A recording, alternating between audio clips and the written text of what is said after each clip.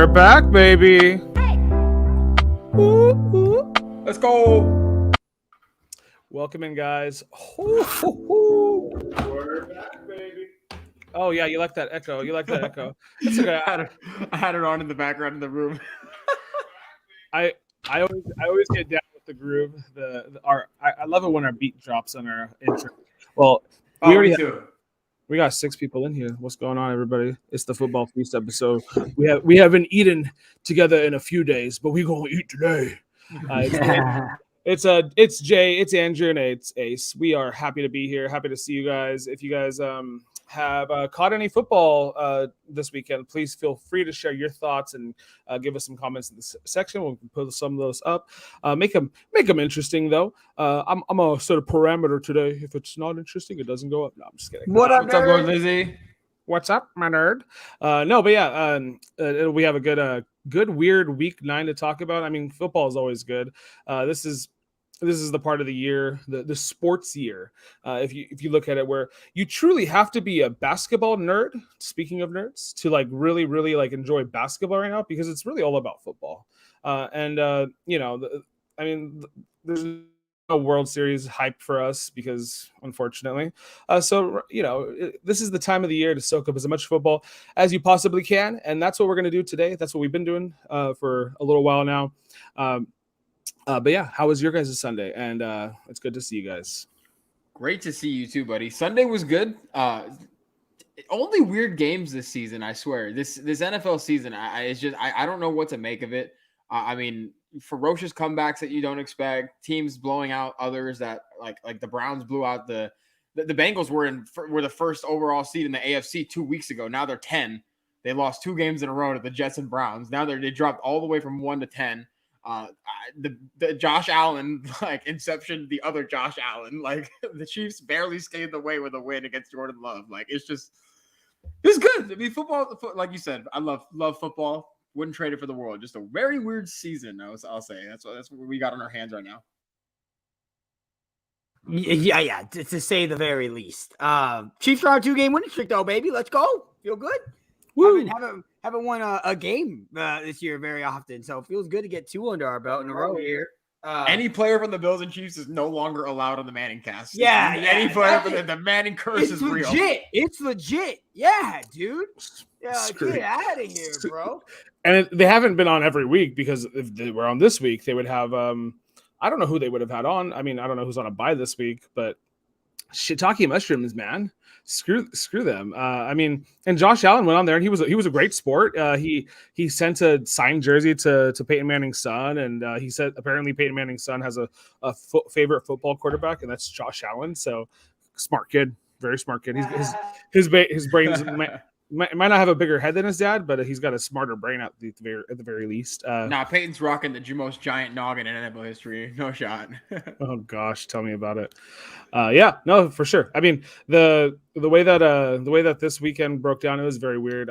Some of the stats from our passing leaders, like Jimmy G had some like 326 yards in a loss. Josh Johnson, who would have thought Josh Johnson would have thrown for over 300 yards, albeit 3 touchdowns in garbage time. But no one cares about you, Josh Johnson. But you coming over here, and Mike, our boy, Mr. Mike Mitch. I called him everything last week or whenever we talked about him, Mike White. You doing that to QB1 forever, future Hall of Famer. Mr. He was White. balling too. Josh, balling too. Good. Yeah. The Bills got a threat in the division. Apparently, it's the New Jersey Jets. But yeah, huge QB controversy there. Huge QB controversy. This is actually correct. Yes, this is correct. That's true. Yeah. The Cardinals did lose a game to the Packers, which they could have, should have, maybe. Well, I mean, no, could have and should have don't exist, Jay. But I mean, they possibly. Well, AJ Green should be. We're giving AJ Green dirty looks heading to the locker room, man. I don't understand how in that situation you think that's a pass. That's a run play there, but sure, yeah. I mean, especially considering the culture of your coach, like in your football team. Yeah. There's no excuse. And then the Cardinals came out and played really well. I mean, good Lord, the San Francisco 49ers could not tackle Josh Connor for the life, or James Conner, almost called him Josh Conner. James Conner, for the life of him, absolutely tanked all my DFS thoughts with Chase Edmonds going out in the first series. Ace, we were looking good, baby. Low-scoring DFS slate. We had a ton of minis that freaking smashed, and they were all kind of glued together with one Chase Edmonds. High ankle sprain. I mean, Cash was phenomenal, dude. We made a great play in Cash. No one was playing Nick Chubb in Cash. We decided to play Nick Chubb in Cash. We smoked Cash. I mean, Cash wasn't even a freaking option this week.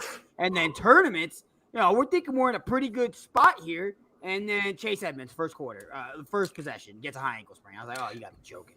But big win for you guys, Ryan. Yeah, I mean the Cardinals shorthanded beat a whatever 49ers team. At this point, you gotta rethink what's going on up there, management wise and coach wise. And Andrew talked about how Shanahan was overrated. I think in one of our last Football Feast episodes.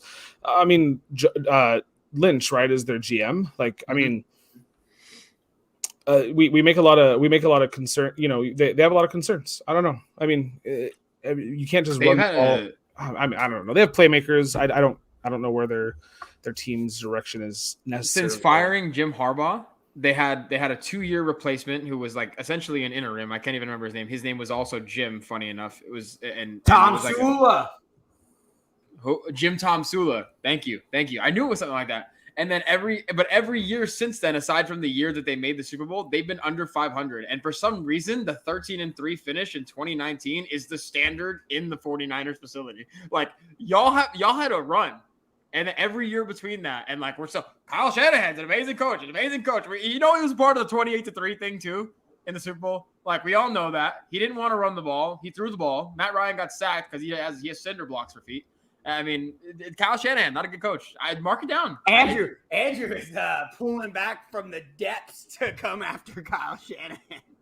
I mean, Jimmy G threw it 40 times. I mean, is that the recipe for success? Doesn't seem like he was QB1 in fantasy over the last 2 weeks. And I was going to say, too, about Josh Johnson. This, again, only weird weeks of football. Josh Johnson last week didn't even start. He was the backup to the backup, and he outscored Josh Allen and Patrick Mahomes combined.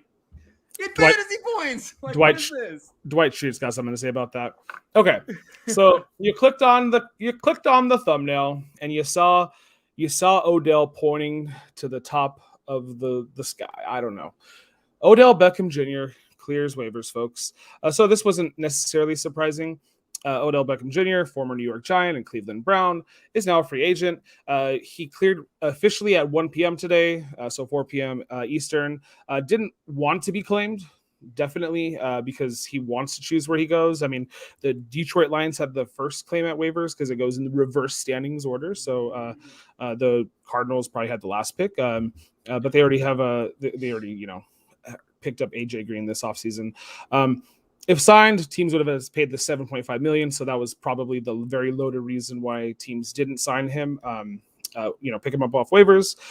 He is a free agent now for the first time in his career, because he was traded to the Browns in his 5th year, I think, or something like that, for draft picks and some players. So we kind of already know his career in Cleveland has been murked by like injuries, and now very recently. The stats prove it, though, over the years that he hasn't had a great connection. He hasn't been used to his most fruitful abilities. Someone who's very fast, can explode, has explosive play potential, hands like I would love to be born into them. Cradle me away, OBJ.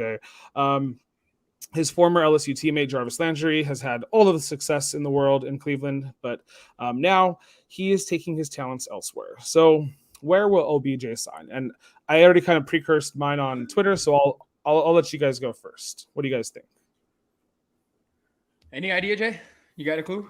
I think there's some bit. One located in Kansas City, Missouri. That would love to. He's going right for it. I was gonna try and go. I was gonna try and go elsewhere. He's going right for it. I mean, you're asking. He's a big time guy. Big time quarterback. Josh Gordon. Oh no, so he's still kind of work in progress. At the very nicest way to say it. I mean, obviously Kansas City is a factor, right? I mean, we're not going to sit here and say that they're not. You know, they're one that everyone's been talking about. I honestly think that this is another one that's not a huge surprise. New Orleans Saints make the most sense. From New Orleans, played at LSU. Obviously, the Saints were one of the teams that were trying to make a move for him before the deadline. And unfortunately, that wasn't able to go through because the Saints are in one of the worst cap situations in NFL right now. So, on top of the waiver order, people were talking about, the waiver order. Yeah, I mean, the team also has to have like $8 million to sign this guy right now, like 7.25 or something like that. And I mean, there was only like 8 teams that had that money anyway. I don't know how many of those 8 teams that had the money or wanted to spend it on Odell Beckham. It's not like they're winning. So, yeah, I think the Saints are a really good spot, especially now that we know Michael Thomas isn't coming back for the foreseeable future. We're not really sure when he's going to make his way back onto the field. They're a team that lacks a ton of, wide receiver talent. The one caveat I will say there, though, is, I mean, isn't Odell kind of done playing with mediocre quarterbacks? Like, I mean, I'd argue, like, yeah, I mean, he's going to go there, and that's a big thing, right? I mean, Baker got on his nerves, and even Eli Manning was fine, but, I mean, Eli is, like, second in the league in interceptions all time. So, I don't think going to be throwing the ball by Jameis Winston is the most ideal fit, but I do think New Orleans would make sense, given everything that I said. Okay, so yeah, you brought up the one that makes the most sense, and I actually like if the Saints could figure out a way to make it happen. You just got to hire the guy that works for the Rams. Their cap space team is off the charts. There's a team that has less cap space, and it's the Dolphins. Go figure. You had mentioned also there's a few teams that can afford him at his $7.5 million salary this year. Jaguars, Eagles, Broncos, Seahawks, Panthers, Washington, the Chargers, the Steelers, the Bengals, the Browns. So obviously the Browns just got rid of him. So he's out with the Browns. There's a few there. Andrew, what are your thoughts? Do you have any different of opinion? Well, they came out with the report last night before he even cleared waivers that I said, like, and it wasn't like totally confirmed. They said that the Seahawks were his number one choice. And then this morning they mentioned that the Packers would be an option once he cleared waivers, but no traction. Jordan Schultz, who covers the NFL briefly, was mostly like an NBA guy. I was telling you guys before we hopped on stream that he reported out that OBJ's camp has already spoken with the Patriots, Chiefs, and the Saints. So that's the Saints. Johnny bringing up the Saints being a potential target is really good. I really don't know. Like, obviously he's going to land somewhere, but when you think of like what like kind of happened and how it kind of unraveled, and I guess like the expectations, I guess you have, like when you think of like what the team needs to do when you bring in a guy like OBJ, which means that, like the offensive like passing game kind of has to be tailored around him from what's being understood. It's kind of hard to figure out exactly where he would go. I think if you go to like somewhere like Seattle, crowded, like Los Angeles, crowded. Robert Woods, Cooper Kupp. Cooper Kupp's obviously off to a historic pace. We'll talk about him later, I'm sure.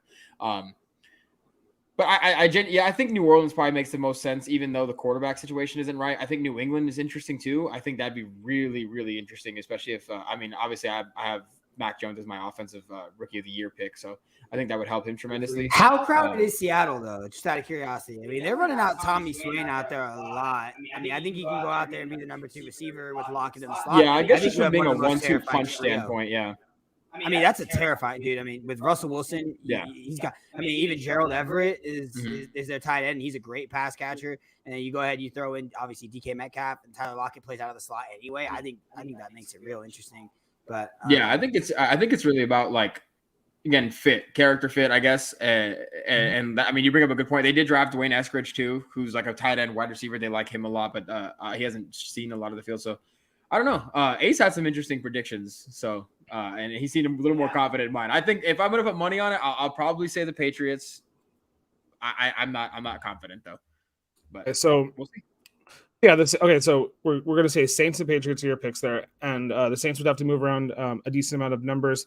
The Patriots have $4.5 million, so I mean, I guess they could potentially make like a 2-year deal work because it doesn't have to just be for the rest of this year. He doesn't have to be a rental for the rest of the year, which is what I'm kind of taking into consideration most of all here.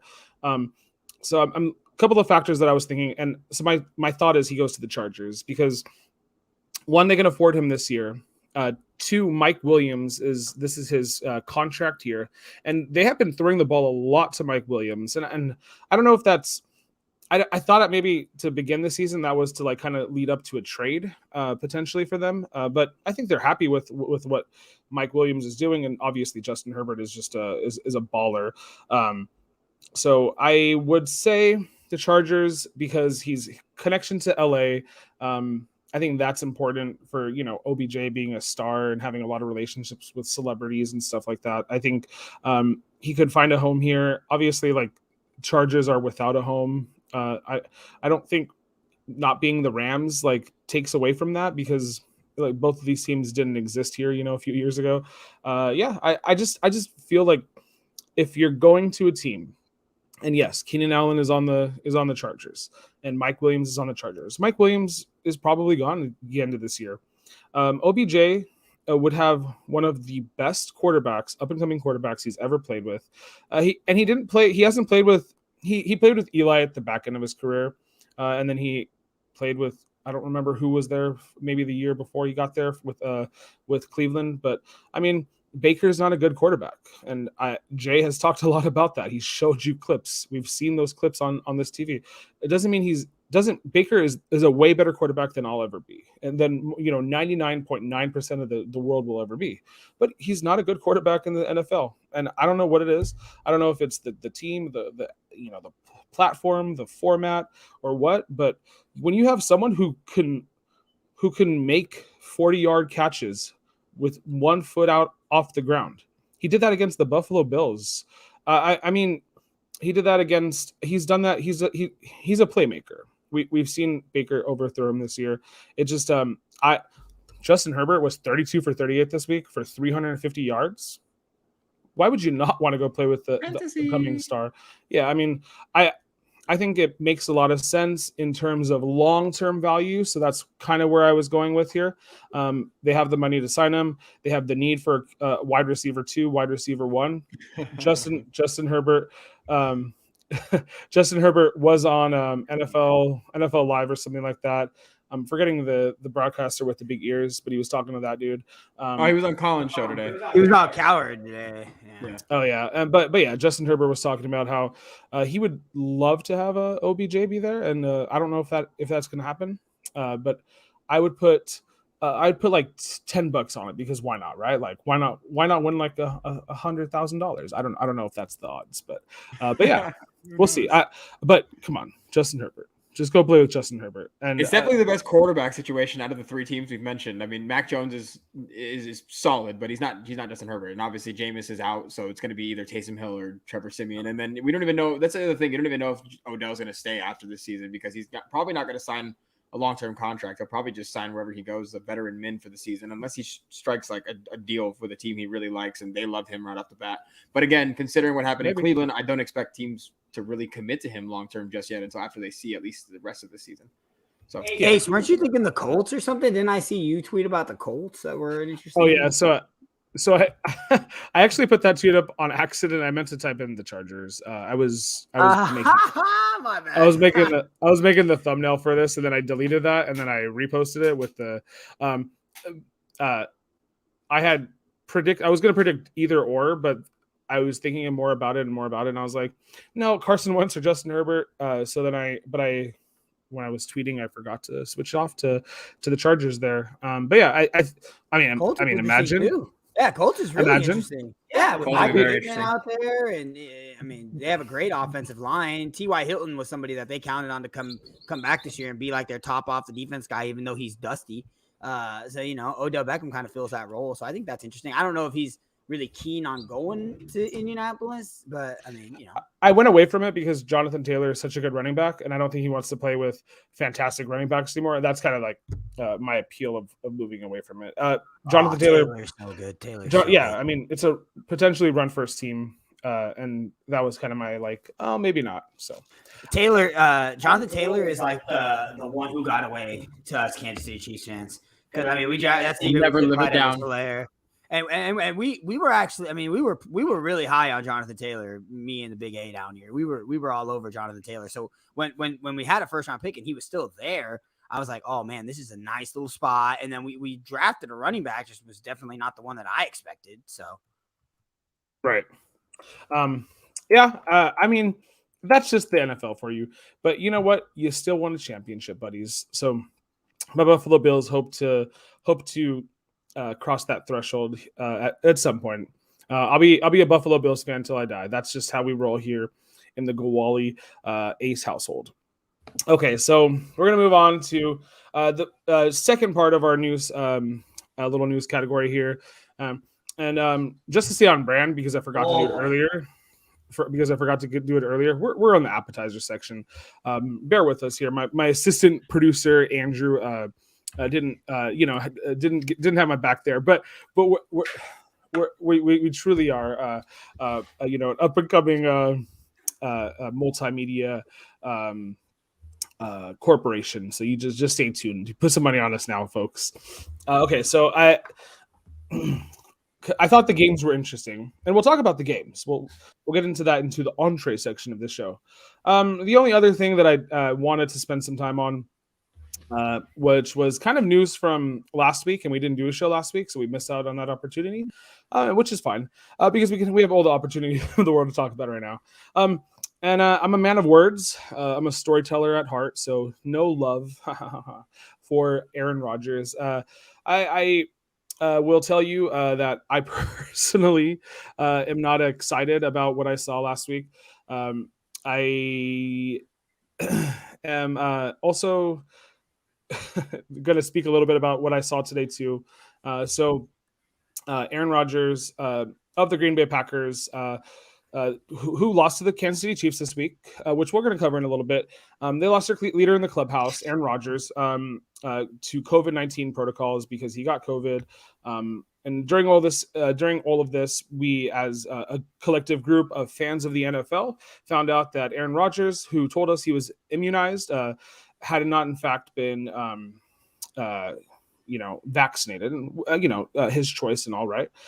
So we, that was the news that broke, right? And everybody's been able to digest it their own way. And I watched the Pat McAfee show in its entirety last week, and I caught a couple clips, a couple minutes here today because I wasn't necessarily worried about watching more of what I saw last week. But what I did watch this week and what stood out to me was Aaron Rodgers kind of cowardly saying, "I am sorry you felt that way." And so he apologized, and you'll see that at headlines. You'll click on the ESPN app. I did. You'll go onto the Twitter headlines.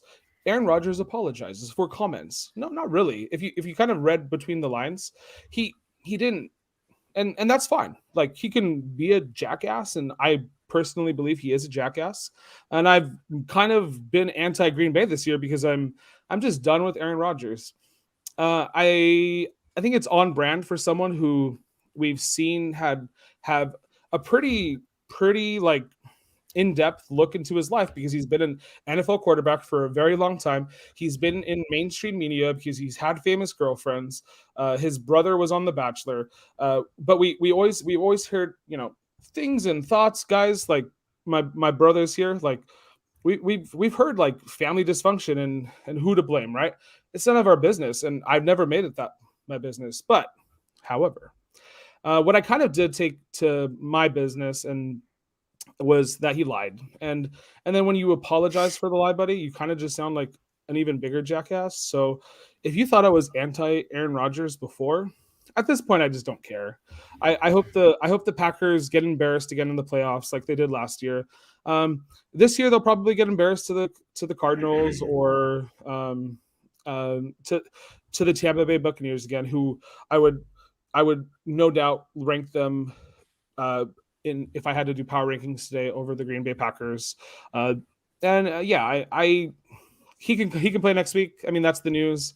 He has to potentially pass no symptoms and get a couple tests. But yeah, that's my thoughts on it, guys. Right. I continue to have no love for the guy. Right. I wish that I could have been wrong on the Packers this year. And I wish that I could just be like, oh yeah, haha, I'm a duck. Water doesn't touch me. Like, it's okay. Like, did you know that like ducks, like they put this like mucus thing on their feathers and they like are actually water resistant?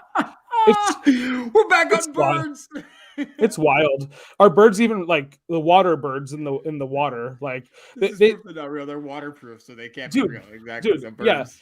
They have this thing. They have this thing that they put on their feathers that makes them waterproof. It's the wildest thing I've ever heard. It's crazy. Yeah, it's actually kind of cool. But yeah, I was willing to be like, okay, Green Bay is a good team, but I don't think Yeah. so. I No, think you guys probably agree yeah. at some point too. Sorry, go I ahead. think you did a really good job of laying it out. I think the biggest mistake that Aaron Rodgers did in all this was really just not clarifying a little bit more. I feel like he kind of made himself sound like he was the smartest man in the room, and then ultimately, due to his own actions, ended up not being the smartest man in the room. Maybe he was asked if he was vaccinated, and his answer to that question was yes, I'm immunized. So you can't say yes, you're immunized, and the answer was yes, as in I'm vaccinated, and then led up to I'm immunized, and then he followed that up the very next day or whenever he came back on the Pat McAfee show. Well, if I was asked a follow-up question, no, Aaron, you knew what you were being asked. You've been in the league for 15 years now. I think that you have a pretty good grasp on how the media is handled, and I think he tried to put one up on us, and he kind of did for a little while there, to be 100% honest with you. No one really thought that he was unvaccinated until it came out that he was missing all this time. And he made a lot of contentiousness with the NFL in terms of their protocols and how they're going about the procedures and stuff. The bottom line is, and we're seeing it across the nation, and we're not a political show, so we're not going to sit here and continue to be political the entire time. I just need to get my 2 cents in here, and I know Asa and Andrew need to as well. But it is harder to do things when you're not vaccinated. That's just the end of it. I mean, if you're gonna get the jab, as they say, there's gonna be some benefits that come along with that. And for those people who choose not to, there are more protocols and there are rules in place to ensure that you are safe before going out that are not getting the jab or getting the vaccine. So, I thought Aaron came on and, Pat McAfee actually did a pretty good job today, because we watched some of the show in the morning of kind of discouraging some of the things that Aaron was saying, very much taking a strong stance on, Joe Rogan's not a doctor. Okay. Aaron literally said on YouTube in front of 75,000 people that Joe Rogan's a doctor. He's not a doctor. Okay. And you can have friends and you can take your friend's advice all you'd like, and that's more than okay. But at the end of the day, when you're a quarterback for an NFL team, there are ramifications for your actions, and he chose not to. And again, just want to put that out there. He did mention that he was allergic to one of the ingredients in the mRNA vaccine that led to Pfizer and Moderna not being an option for him, and Johnson & Johnson was. And he had some reserves as to why he didn't want to get the Johnson & Johnson vaccine, and that makes 100% sense. Mm-hmm. But there are ways that he should have went about this, and unfortunately, he went about them the entirely wrong way. I don't like the way that he presented himself on the Pat McAfee show, to be quite honest. Again, like I mentioned, I just think he came off as very, very self-centered and very. He's like, I had 500 pages of research. Do you have more research than the people who created the vaccine? This vaccine has saved millions of lives, millions upon millions of lives now. And if you don't want to get it, you don't have to get it. But again, it's going to be harder for you to do things. And then the last thing I'll say is just, there are rules in place, right? Like Aaron Rodgers was at preseason games and doing press conferences without a mask on. That's not okay. There very well may be more fallout from this. The NFL is still investigating, and I would not be surprised at all if they come back on Aaron Rodgers or the Green Bay Packers organization in general. And just so we're aware, Matt LaFleur said anytime he was doing a football-related activity, he was following the protocols. So I don't know if the PR staff, when he was doing his other stuff, was kind of just willy-nilly with it. But Matt LaFleur took a pretty strong stance on saying whenever it was something football-related, he was doing the protocols and procedures that he should be doing. And he went on the Pat McAfee show.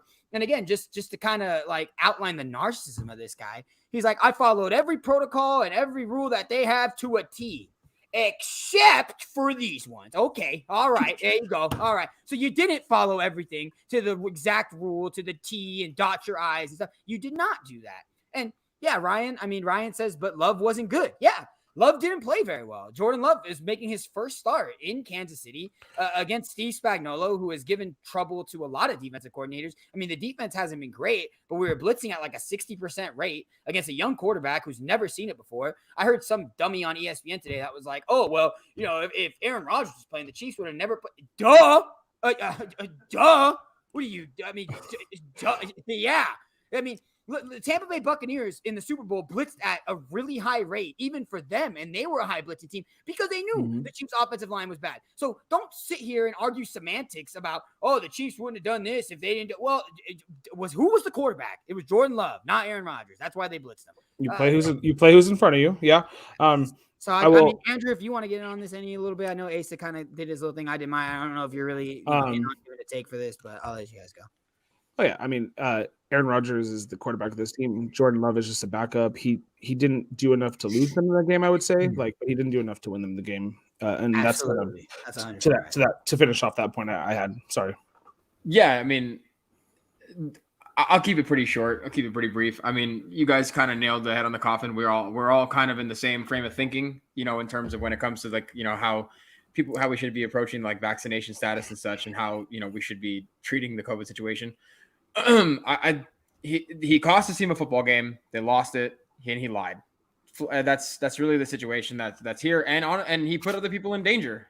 He on the show he said like, if there's a room full of vaccinated people and I'm unvaccinated, why do I have to wear a mask? It's not hard to comprehend what is being said by scientists and people who are working on it. It is still transmissible even if you are fully vaccinated. It is still transmissible even if if you're not wearing a mask and you're fully vaccinated. You need to wear the mask, dude, if you're going to be in those conferences. There have been hundreds of players that have been doing their post-game conferences over Zoom. They haven't been in there because they're unvaccinated. People like Cole Beasley have been doing that. And, Cole Beasley, we weren't happy with him at first, but he came out right with it. He said, I'm not getting the vaccine, and has now followed all the protocols. I haven't heard a peep out of Cole Beasley. Good for Cole Beasley. As much stuff that he was getting. And I mean, I don't want to applaud Cole Beasley or anything, because I think he should get. I think it's as simple as get the vaccine. For me personally, obviously he has a different view of things, but Andrew's 100% right. You haven't heard anything about Cole Beasley because he's been doing everything correctly. Isaiah McKenzie is another perfect example. He saw the rigorous protocols and procedures that they have in place if you don't have the vaccine and got vaccinated. So I mean, we can move on. Yeah, we can wrap up here. I'm gonna just I just want to follow up with this comment, and then we will. Ryan saying we didn't expect him to be great either. We didn't. He being looked at as the next starter. I kind of thought he tried to be like Aaron during the game. I thought he was slinging the ball a lot. He was off of one foot sometimes. I'm like, that's Aaron Rodgers. That's one of the greatest statistical quarterbacks to ever play the game. He won't be the greatest to ever play the game, but I mean. Jordan Love is seeing what he's is in front of him. Aaron Rodgers out on the bench to Brett Favre talking about self-centered jackasses. Brett Favre is another guy on that list. So hopefully Jordan Love just moves away from Green Bay and takes his mom and girlfriend who were sitting in the rafters of Arrowhead Field. We got him in. We got him in. Yeah, we got the arrow on that real quick. Right, we got him in. Okay, listen. So. Them sitting where they sat, which we don't have a picture of it, but they sat as far as you possibly could. That is entirely on the Packers organization. The Chiefs give out a certain amount of tickets to family and friends, okay? And whether they're good seats, bad seats, obviously they're delegated by the Packers organization, depending on who the player's family it is. Yep. That's where they decided to give Jordan Love the tickets. The tickets were given out before the season even started. Backup quarterback. That's who they decided. Exactly. He's a backup. Yeah. And I think I know a lot. I mean, I was on, during the game, we're on Twitter, we're checking everything. A lot. I saw Travis Kelce's girlfriend respond and be like, please tell me where they are. Get me in contact with them. We want to bring them into the suite. I don't know if they ever got put into the suite. Cool. That was a big deal that they made. But Kansas City, I mean, look, obviously they're my favorite team, but they are an organization that tries to do, things correctly. And they do a very good job of making sure that they're cordial in terms. I mean, look, Andy Reid's our head coach now, bro. We try to do everything from a morally high standpoint. And again, you can argue we have Tyreek Hill, who's had his issues, and we bring players in that have issues. A lot of teams do that, but I'm just saying from an organizational standpoint, we try to be as upfront as possible. And it was really nice to see, once that picture came out, as soon as the broadcast started airing that, I mean, there was at least 4 or 5 people in the Kansas City area that were commenting back saying, let's get her down here. I don't think they had any, and I think what Andrew said is right. I don't think that the Chiefs were like, oh yeah, you're starting quarterback right now. Yeah. Your seat's up there, ma, go up there. You know what I'm saying? And make him climb 40 stairs. Like, I don't think that happened. Jeez. Yeah. It was quite the sight, Ryan. I'll tell you, it was quite the sight. Yeah. Yeah. So that's pretty cool. We can even look back at this, talking about the Kansas City organization too. Right before the Super Bowl, Andy Reid's son, who was a member of this staff, struck a vehicle with children in it and severely injured them. So it's a lot to take in sometimes, knowing that real life and football run parallel to each other, right? You can't avoid one without the other. And oftentimes we ask ourselves, or we tell ourselves, I'm watching a football game. This is not real life, but it is. And that's what, life brings humor. And so that was one of the things that was able to break up what was otherwise a pretty tense, close game. A lot of, we'll talk about that we'll talk about that just right now in this next segment. But yeah, knowing that sports and life mimic each other, that's where, everybody's allowed to have their own responses and their own feedback and their own, their own point of views in the world, and embrace what you want. We obviously let you know how we feel pretty strongly, in fact. And I hope the Green Bay Packers lose every game, and the Minnesota Vikings, baby, come back, beat the Chargers next week for you guys too. Let's go Kansas City. Let's go Vikings. Vikings to the Super Bowl to face against the Buffalo Bills. Let's go. Let's go Vikes. Be the easiest Super Bowl you'll ever have to attend as a Buffalo Bills fan. They'd definitely be winning that one. I think so. Both of us have lost 4 Super Bowls, by the way. So you gotta get there to have a chance to win. There's no shame in losing a Super Bowl. It's okay. It is what it is. And real quick, 2 things before we move on to our game picks. So just news that just broke. One unfortunate, both of them unfortunate. One more real life, like we were just talking about. Sam Darnold's going to be out for a couple of weeks. He has a fractured scapula. So he's going to be out for a couple of weeks. Matt Rule has not been happy with his performance as of late and has mentioned that in the press conferences, saying stuff, literally quote, paraphrasing. He's like, we got to stop chucking the ball out there. That's pretty detrimental to your starting quarterback if there's any. So PJ Walker probably start. And the other thing, I have no idea what the details are of the situation, so we can talk about this another time or just kind of follow along on our own personal devices. Dalvin Cook is was apparently reported to being a victim of a domestic violence and extortion accusation. I have no idea what's going on. Adam Schefter reported about 10 minutes ago. Hopefully he's okay. We'll get news and we'll figure it out. Hopefully, again, another situation outside. Well, he's the victim. He's the victim. He is the victim of a domestic violence situation, and that is also involving some sort of extortion. Again, I have no details. I just wanted to get that out there again because we were talking about real. These players they're people. They have stuff going on, and this week has just been kind of crazy for NFL players dealing with stuff outside of the football field. So good luck to Dalvin Cook. Hopefully he's okay. And we didn't talk about Arnett. I mean, we can just talk about it real quick here since we're already on it. Damon Arnett was cut. Henry, oh God, we didn't talk about Ruggs. Oh my God. Yeah, we can only fit so much in, right? I mean, Henry Ruggs, devastating story. Awful mistake. I mean, my heart dropped as soon as I knew something happened because. And then it just got worse. There's some details that are out from Dalvin Cook's agent Zach Hiller. They're online. You can search an article. It was from about a year ago, and I guess maybe Dalvin Cook's camp was just trying to get ahead of a story, potential litigation or something that was about to pop up this week or next week. And that's probably why the story was out by Adam Schefter, in case people are wondering why Adam Schefter is breaking a news about a non-football thing. It's because agents call Adam Schefter because he is the guru, and let him break the news first because he usually does so in a pretty professional manner. Let us move on to the entree, the main course, and for this we are going to go over our game picks from week 9, and I'm gonna okay, I don't know what that says. I'm gonna move on. I'm gonna put this on the screen. Okay, so sorry, I was trying to read a text on my screen. Crack your knuckles over there.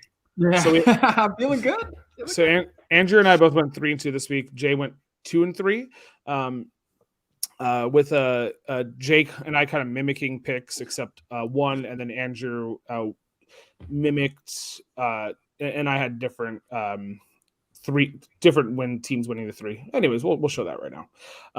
But yeah, I mean, we're halfway through the season, so we got plenty of ways to go. So the Cardinals versus the 49ers in Santa Clara, Levi Stadium. No Kyler Murray. No Hopkins, right? You know what it is? Anytime the Niners play at home now, just don't pick them. They haven't won a home game in like a year and a half. I mean, it's freaking They're pathetic. 1-11 in their last 12 games now, right? Since week 8. You can't lose this game. I know Colt McCoy and everyone was talking about, he's a professional backup quarterback. There's no reason he's a professional backup quarterback. Good on the on the Cardinals. I mean, big time on the Cardinals. I don't know if we're doubters, Ryan. I don't know. We've been pretty high on the Cardinals, but when you're losing your best receiver, you're losing your starting quarterback, you're playing a division rival on the road. I know you guys have a great record. You guys have a very you were missing AJ Green too. I mean, your 3 wide receiver sets were Christian Kirk, Rondale Moore, and a guy I've never heard of. I mean, I don't even think Andy Isabella speedster. Yeah, he was. Oh, was he out there? See, I couldn't even tell you if he was running routes. I couldn't tell you. But no, I mean, it was a very good pick by Ace. It was a very deep team in there in Arizona. And again, the San Francisco 49ers are playing at home, so I should have just picked against them right there off the gate. But anytime you're playing a division rival without your starting quarterback and without your starting you're starting 2 wide receivers, there are very few times I'm going to be picking you to win this football game, I think. I don't know about you, A, because you lost, and then we'll let Asa kind of get his victory lap here. I mean, yeah, I didn't expect the 49ers to turn the ball over twice. That led to 2 Cardinals defensive touchdowns in the first 3 drives of the game. So just they got waxed. James Conner ran roughshod over them, regardless of what happened to Chase Edmonds. Maybe the Cardinals are for real, and maybe Kyle Shanahan is crap. I'm gonna go with the latter because I think Kyle Shanahan stinks. So this was I don't know. This was a part of just a weird week, guys, right? Like where we saw Jimmy G play better than technically better than Colt McCoy. Colt McCoy still had a pretty good game. Colt McCoy was 22 for 26 for 249 yards and a touchdown. However, Cardinals knew that Kyler probably wasn't going to play. They smoke screened as much as possible. 22 of his 26 passes were less than 10 yards. So Colt McCoy wasn't going out there. He wasn't trying to drive the ball down the field like Kyler. Kyler is amazing at that. Kyler leads the league in yards per average. So they did the exact opposite what you expected.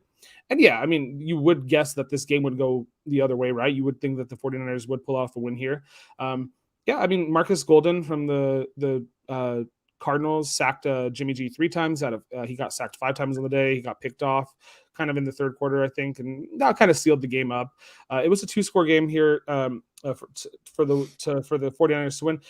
It was 17-0 at one point, I believe. So you just didn't think that the Cardinals were going to lose this game just because of kind of where they were, when they were. The reason I chose the Cardinals was I took a gamble on Kyler playing. But I also just kind of took a gamble. Sorry, not a gamble. I just took retrospect. I picked the 49ers before this season, and they've completely just looked like crap. I picked them to beat the Cardinals the first time they played, and I was wrong there too. The 49ers are just a very, very unfortunate team. We kind of mentioned at the top of the show, they're not that good. They don't have a real scheme to them. So that's kind of I just don't have as much faith in the San Francisco team. I mean, their scheme is supposed to run the football. Yeah. Oh, okay, Andrew. I mean, he's got like a 72% winning percentage with Jimmy Garoppolo, dude. Like, I mean, I'm saying, he wins games with Jimmy's in there. He just didn't win this one, and he was at home. Oh, big time mess up. Big win by your Chargers, huh? We'll see you guys for the AFC Championship here in AFC West Championship here in a few weeks. Yeah. I mean, this week has one thread in common, and so Jimmy G threw the ball 40 times. Okay. When we talk about some of these teams who have lost this week, you're going to see that their game plan was pass heavy and they lost. So yeah, this was kind of the week of like defensives making big plays and when you're down, you have to pass a lot too, though. Absolutely. So yeah, I mean that kind of wraps up this game. Man, this game was interesting at the end. Yeah, total sell job. Just a total sell job by the New Orleans Saints. Absolutely pathetic. So the Falcons were up 24-8, I believe, going or 24-9 or some crap like that, going into the fourth quarter, going into the last few minutes of the game, really. And the Saints trying to climb up, they went for two-point conversions back to back. They lost by 2.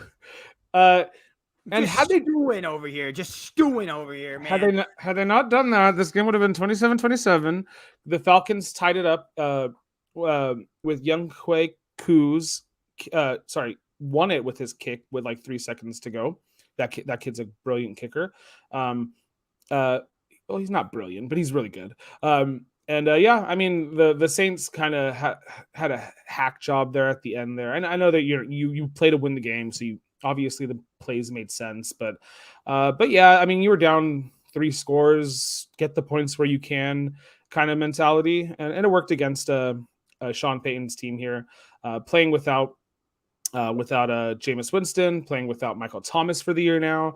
So that, this team, we talked about maybe getting OBJ. Shoot, I don't know if he wants to go play with them. They were tied with the Buccaneers with record wise. So, I mean, the Saints still have a shot at this, at the playoff picture, because the NFC is kind of a crapshoot with so many teams having a possibility. But yeah, it kind of frustrating. The NFC is just kind of top heavy. They're 5-3, so they're still right in the thick of it. It's going to be hard for them to get the division now, especially after losing this one. But I mean, you score a touchdown and the 2-point with a minute left, literally a minute and 1 second left.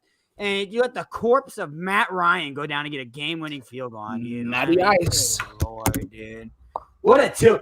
I was so excited, too. Andrew was talking about that. We were watching it on the Red Zone, and he was like, Jay, you got to get over to this Falcons game right now, dude. Like, the Saints might come back and win this. And then, lo and behold, a miraculous comeback, and then just to poop their pants in the final 61 seconds. Pathetic. I really got to give credit to Cordero Patterson here. Traded for him in fantasy this week. Here we go. I traded. Here's the victory lap. This is Andrew in this victory lap here. I traded away Ezekiel Elliott and Cortland Sutton. In return, I received Cordero Patterson and Stephon Diggs, who Cordero Patterson by himself outscored Ezekiel Elliott and Cortland Sutton this past week. And Ezekiel Elliott was banged up in the game. And the reason the Saints got down, the Falcons got into field goal range is because Cordero Patterson caught a 64-yard pass down the sideline. Yeah! Cordero Patterson, baby. You make a tackle, push him out of bounds. We are humming at 3-6. The offense is looking great in the fantasy league. We're gonna make a comeback, baby. Let's go. Also, Younghoe Koo is the last kicker in NFL history to have 3 onside kicks completed in a single NFL game. So shout out to Younghoe Koo. Good job, buddy. Thanks for sealing the win for me. Wait, did you say to have 3? Three successful onside kicks performed in a single game. Yes, Younghoe Koo. He had 3 onside kicks in 2018. Yes. Oh. As a rookie. Not last week. I just give it a shout out to in general. I thought that was yesterday. I was like, what the hell did I miss? I missed 3 offside kicks. Yeah, Matt Ryan, 23 for 30, 343 yards. I mean, Matty Ice, baby, went back to his golden days with no Calvin Ridley. It was just wild. Yeah, I mean, the Saints obviously took some gambles here and didn't pay off, but a pretty interesting game to watch at the end. And I got Cordero Patterson on my fantasy team, so I'll take that. Mr. 10 targets a game and runs the ball like 10 times, but for like 5 yards. It's been his recipe for this whole season, but he's been doing okay. I drafted wide receiver heavy on my fantasy team this year. Next game is the game that you guys were focused on. We kind of talked about this one a little bit before. Chiefs 13, the Packers 7. We all picked obviously the Chiefs because you know why I picked the Chiefs, and I know why you guys picked the Chiefs. I'll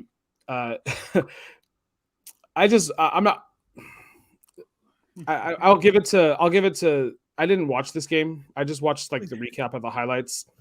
And I also watched most of my game, but not all of it. The Bills lost. I don't even want to go there. But Mahomes and Josh Allen both need to redefine their offense a little bit this season because this cover 2 shell BS is just kind of getting out of hand for them.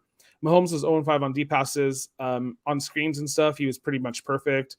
What I liked and I saw from like the highlights and some of the stats, the Chiefs didn't turn over the ball, and which was call that a win, baby. The best part about this, though, I don't know if they would have won with Aaron Rodgers there.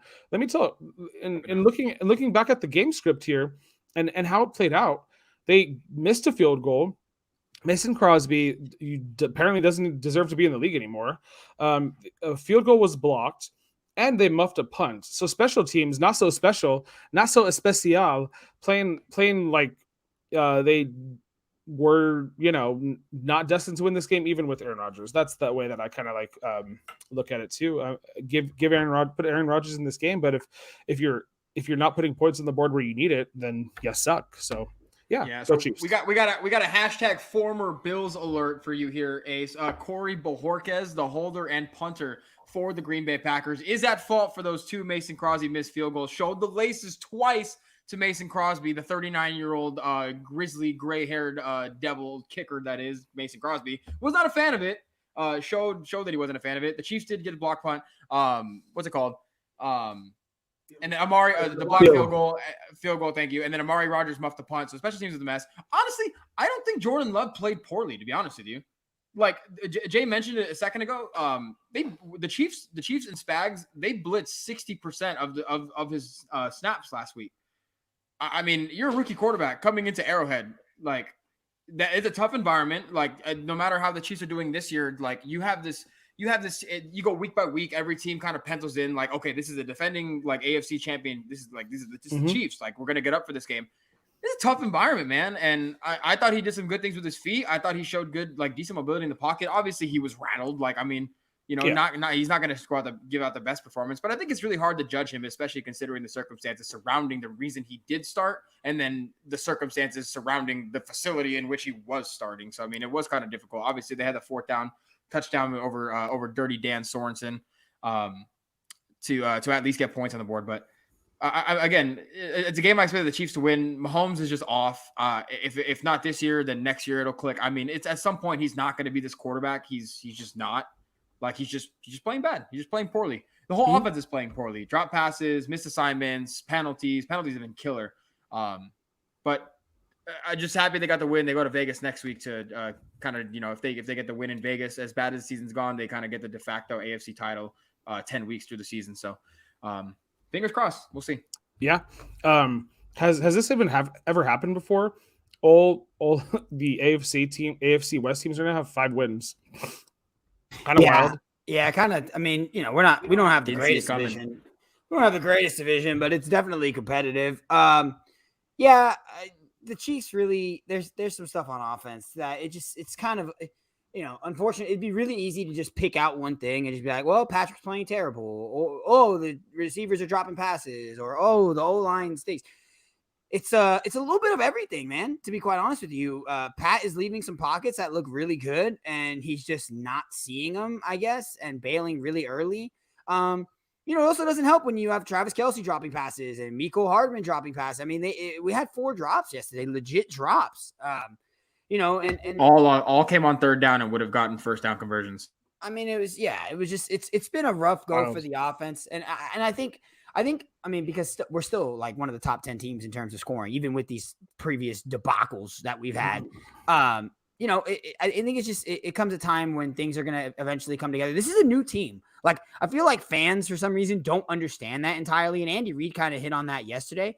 But literally, like, every year there's a new team that comes into the facility. Like, as well as you played last year, it's not. If it was as easy as just replicating last year, then everyone would do it, and you wouldn't see teams that go to the Super Bowl have such a precipitous drop off the year after. But it's a new group of guys. It's a brand new system, not a system, but it's new people. Like, you can't just expect to plug in people and just continue to do the things that you were doing previously.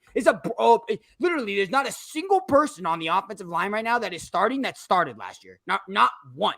This is an entirely brand new offensive line. So, there's going to be some wrinkles. The defense looked better. I mean, obviously, again, it's going to have something to do with them playing Jordan Love, but I'm not going to take a whole lot away from them. Like, they did do better. They played well. They got after it. Frank Clark looked really good.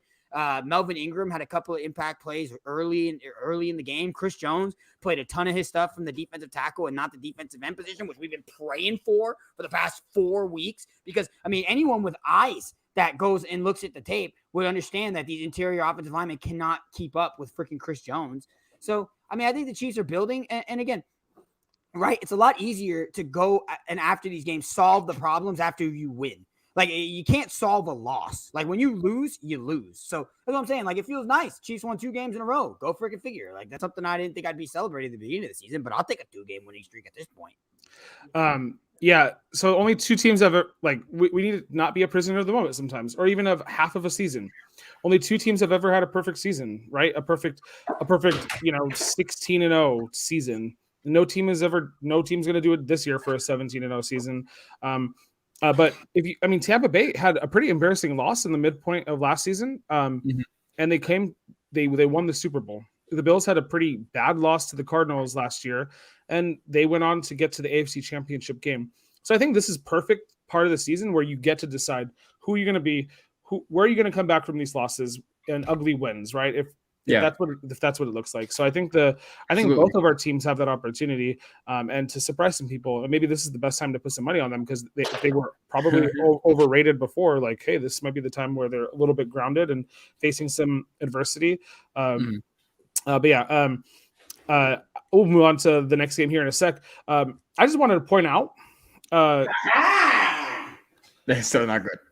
It's behind you. You got to put it like next to you or something. Better, buddy. We're it's daylight savings time. We're trying to get better with our lights and stuff like that. Let me just. Well, I was gonna wait for Jay to come back on screen, but I was gonna say the stat. But Mac Jones was 12 for 18 for 139 yards. He won. Trevor Lawrence was 15 for 26 for 118 yards. He won. Daniel Jones was 15 for 20 for 110 yards. He won. Christian Kirk, that's a joke, but he threw a pass for 33 yards. His team won. Patrick Mahomes was 20 for 37 for 166. He won. Ryan Tannehill was 19 for 27 for 143. He won. So Ben Cheeseburger Roethlisberger was 21 for 30 for 200 yards. He won. Baker Mayfield was 14 for 21 and 218, I think, and he won. So the good quarterbacks this week were just wild. The bad quarterbacks were kind of at the bottom here, and our definition is just so jaded now. But halfway through the season, let's get to the next half of the season, and we're gonna recap our preseason predictions at the very end of the show. I'm talking a lot. Sunday Night Football. Here we go. Titans at Rams. I don't know what's going on with football anymore. I don't know. I can't tell you football anymore, dude. Oh. What's up, Amanda? Hey. We did have a bird sighting earlier on this show. We were talking about the water birds, which are ducks, and how they put this thing on them allegedly that makes them waterproof. Yeah. Oh, okay. He said allegedly. We're gonna go later and find out. Do some recon. I mean, I got a duck pond at the golf course across the street over here. I'm gonna go do some research. I have to. Birds, duck guy. birds. Okay. I'll stop being silly here for a sec. Just gotta let me get this. Gotta let me have my fun, boys. Okay, so I didn't watch this game because I was at work. The Rams and Titans combined for 9 punts. That must have been an exciting game to watch. Interceptions. The Titans have no shot to win it all without Derrick Henry. That is something that I will not let go. 100%. People applauding Adrian Peterson. Yay, he hit a record with, he got a touchdown. Yay, good for him. the Titans defense came out and played, and they understood what their assignments were, and they were grounded, knowing that, their best player is gone, right? And so that is a rallying point. I just mentioned Tannehill's stats for 143 yards or some crap like that. They beat the Bills, they beat the Chiefs, they beat the Rams, 3 of the best teams in the league, right? So that's good. They're the Titan killers. They're taking down Titans. Jeffrey Simmons, Landry, Autry, Biard, Bird, whatever, did well. They played well. Jeffrey Simmons had a great game. I have a stat here. He is from NFL. Thank you, NFL.com. Next gen stat. He is the second interior defensive lineman since 2016 to record 6 or more quarterback pressures, and 3 or more sacks in a half. So, I mean, he had 5 tackles, 6 QB pressures, and 3 sacks in the first half, which is just great. I mean, good for him. The Titans defense is what they got points off of defense. The Rams turned over the ball twice, and they got 14 points. Season low, 16 points for the Rams. What was different here was the Titans got after them. The Rams to this point had not had 25% or more quarterback pressure on Bradford, and this week they had like 29%. So they did something right there. And Stafford, he just didn't have a good game. I mean, his stats might tell you otherwise, but that's kind of the recap of the game. I don't know if you guys have any different thoughts, but I'm fervently know that I hope we face the Titans in the playoffs, because the Bills will wreck them the next time. I agree, and so 2 things, and I'll be pretty brief. So for one, I think that the Indianapolis Colts flew to Los Angeles and hijacked the Los Angeles Rams uniforms, and Carson Wentz was actually the quarterback, and not Matt Stafford. Birds! Oh my God! Birds! The pick he threw. The pick he threw. Yeah. It was It looked like Carson. It looked like Carson Wentz. Oh, dude. It looked like the pick that Carson went. Yeah, no one read my mind. It looked it looked exactly the same. Yeah, it was the exact play. And then 2, the Titans defense isn't good. But for some reason, the best quarterbacks and offenses in the NFL are proving them right, are proving them like wrong for some reason, because this doesn't make any sense for them to be good. They're not a good defensive team. But they've won 6 games in a row since losing to the Jets. And in that time, they've beaten Josh Allen, Patrick Mahomes, Matthew Stafford, Carson Wentz. That doesn't make sense. Again, this season doesn't make sense. It is a conspiracy. Thank you for yes. We need a conspiracy button on this show. Okay, I'm good. That's all I have to take away. I'll make that soon. Let me just throw out another stat here for you boys. There are 10 of the 10 teams that led the league in rushing this week, right? With their running backs. Dalvin Cook, number 5, had 110 yards. The Vikings, they're the Chargers of last year. They just had another devastating loss this week, unfortunately, to come back. Lamar Jackson, good for him. And Josh Jacobs of the Las Vegas Raiders was number 10 on that list. The Raiders kind of, they came out deflated. They finally the burst of their bubble of just winning without John Gruden and winning with all this, drama happening off the field. But yeah, the other 8 leaders in rushing this week: Jonathan Taylor, the Colts won; Nick Chubb, the Browns won; Lamar Jackson, of course, running back. The Ravens won; Javonte Williams. Hey, we're gonna have to get that. We're gonna have to hold on. I can't let that. 111 yards. We're still 111 yards. A running back ace. Oh, I kind of am. Look, Javonte Williams, though. Hey, we were talking about him earlier this season, and still are. But yeah, I mean, if you ran the ball this week and you did it well, 80% of the teams that led the league in rushing this week won. Whatever, Jay. Love you, buddy. Love you too, buddy. This Lamar Jackson a little better than a running back at throwing the football. Yeah, no, the Titans are not a good defense by any means. I mean, but when you look at who they played, I mean, they beat the Seahawks. They've beaten the Colts. Like you mentioned, they've already taken out a few big name guys, a few teams that we expected to be, contending for championships here. So, I mean, you got to give them credit where they're due. I agree with you though. I don't without Derrick Henry. I mean, I think the ceiling here is pretty low. So, yeah, I didn't expect the Rams to lose this one, but again, you're good for. There's 17 games this year, bro. Like you're gonna lose a few, and I mean, when you have a disaster like Matt Stafford had and throws a Carson Wentz worthy pick, I mean, what are we doing here, dude? I mean, we can move on. I'm done. We got some comments. Mike Vick, I mean, Mike Vick was not Mike Vick revolutionized the position. He hasn't reached the levels that Lamar has. Sleepy Joe Mixon. I mean, My RB1, baby. RB1. I had him as my RB1 last season. That was a disappointment. RB1.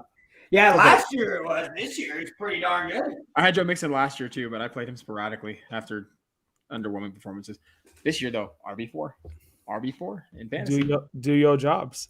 Okay, so we were all right about this pick. I felt gross though, huh? If this was week 17, shoot, I'd have picked the Bears. I picked the Steelers because they were on a win streak, and so the Bears lost this game, and it was very close in the second half. The Bears are a bad team, and they know that. We know that. Justin Fields knows that. The Steelers know that. The Steelers played a bad team and barely won, right? But you play who's ahead of you, and that's good. They did what they needed to do. They handled business. TJ Watt had a big sack. Justin Fields at times looked like the Justin Fields, but I said it in my tweet. Justin Fields, future Hall of Famer. And I'll back that up a little bit because, I'm wild. But if someone were to look at me, right, and they were to be like, oh, well, he's a chef, and I am. Thanks. But, for me, like, I don't have all of the 100% accolades in my first year of doing it, right? You just have to kind of know, like, oh, in the long term, this guy is going to he has potential, right? And so that's where I believe in Justin Fields a lot.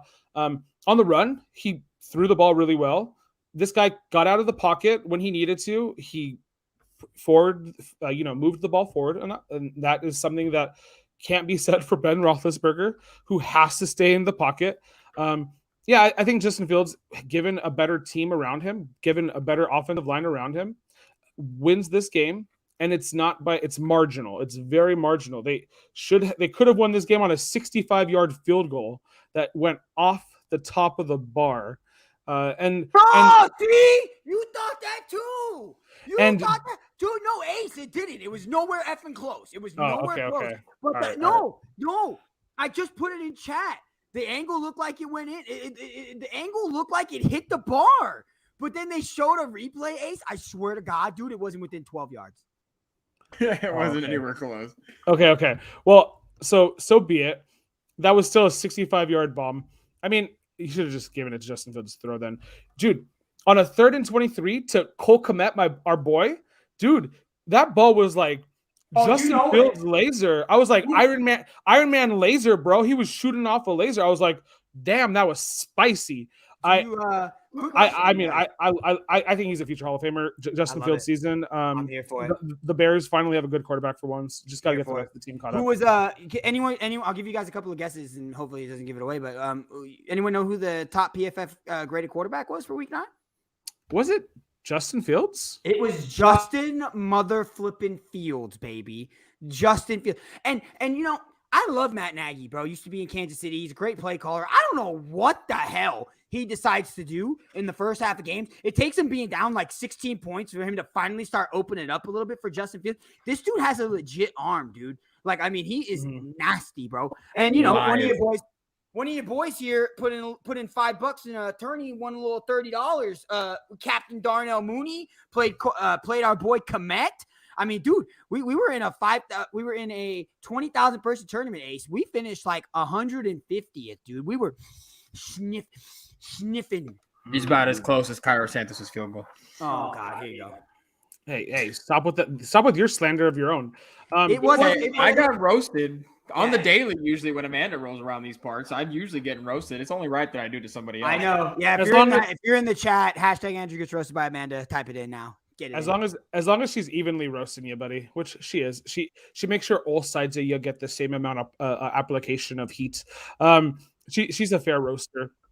But yeah, I hated how Roethlisberger was like, they gave me too much time. You're not Tom Brady.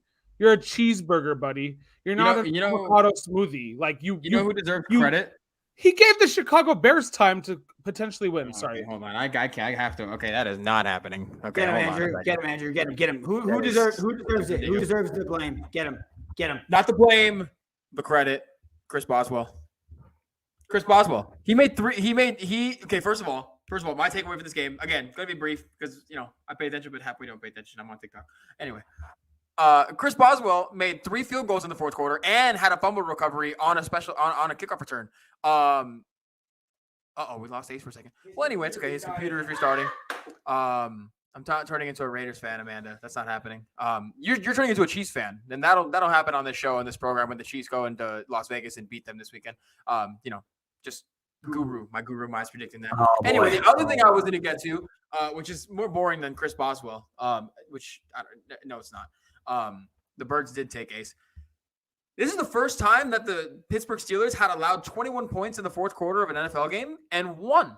This is not even just won the game. It's the first time in NFL history that the Steelers have allowed 21 points in the fourth quarter of a football game.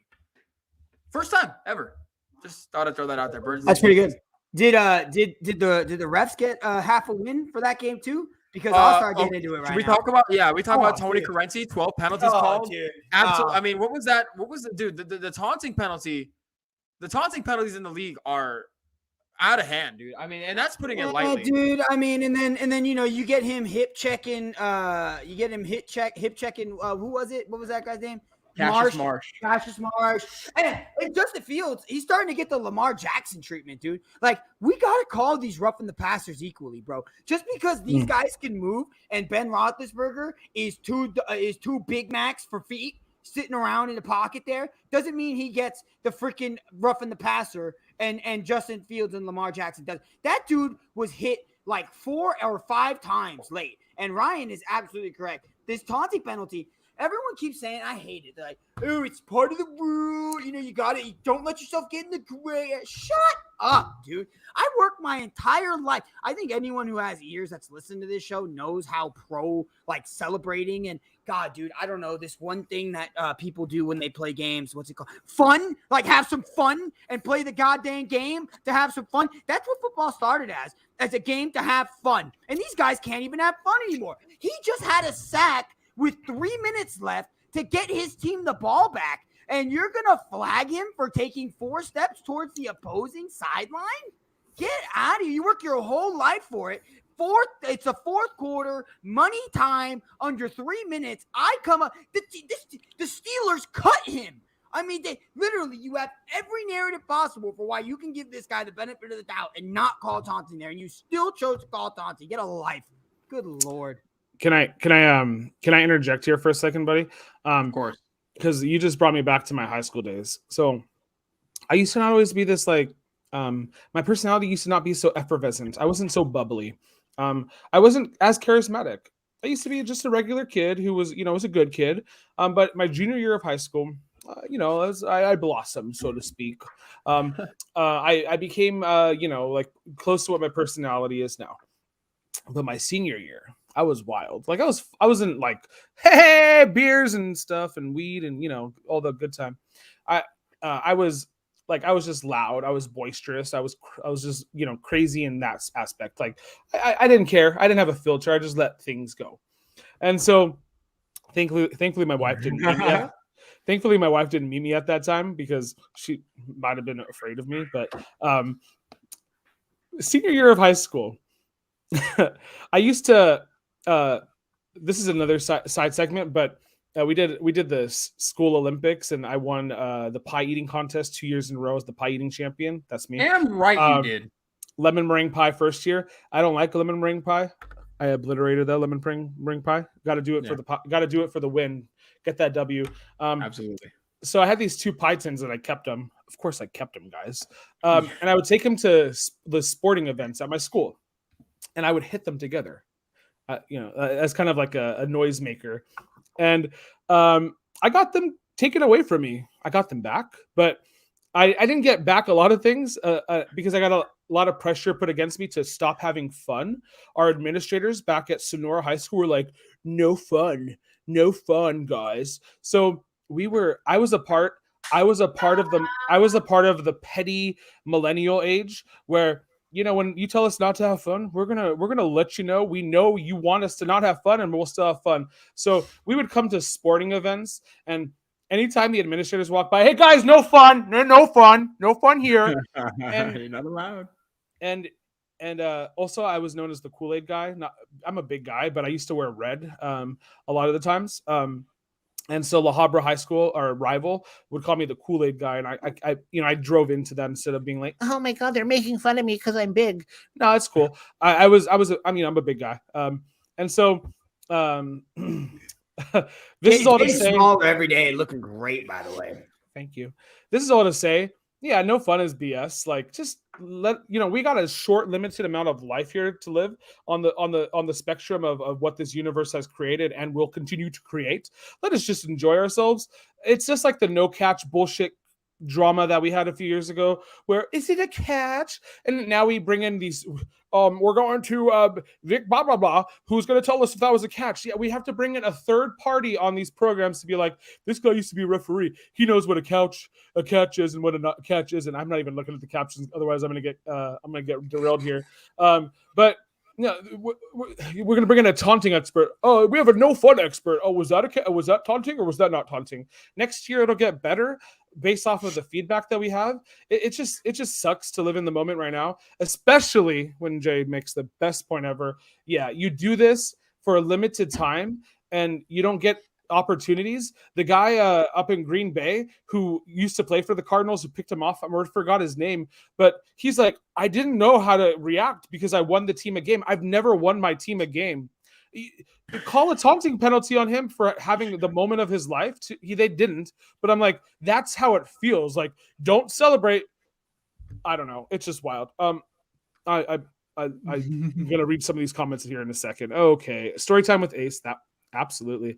Well, buddy, you're still pretty wild, and yet here we are. That is absolutely true. I love my wifey here. I'm a visual learner. We need high school Ace pictures to go with the story. Oh, okay. We're getting hashtags going today. That's what's going on today. Everyone's just gonna hashtag up that away. Good stuff, Lord Lizzie. Bring it in. Ace gets roasted by hashtag Tuesday. Yeah, I mean, I have some pictures. I can maybe show them. I'll pull them up as we go on to the next part of this program, and I'll show them here in a few minutes. I'll let you guys wait for them for a few. Okay, so we're gonna. I love you guys changed the story time with Ace too. You guys are just the best. You guys are just buddy. You guys get me. You guys get me on another level. Speaking of another level, let's go on to the next level, which we're gonna talk about our survivor picks here. And then we're. So mine's gonna be quick. It's the Manning curse. So here come our picks from the dead to eat us again.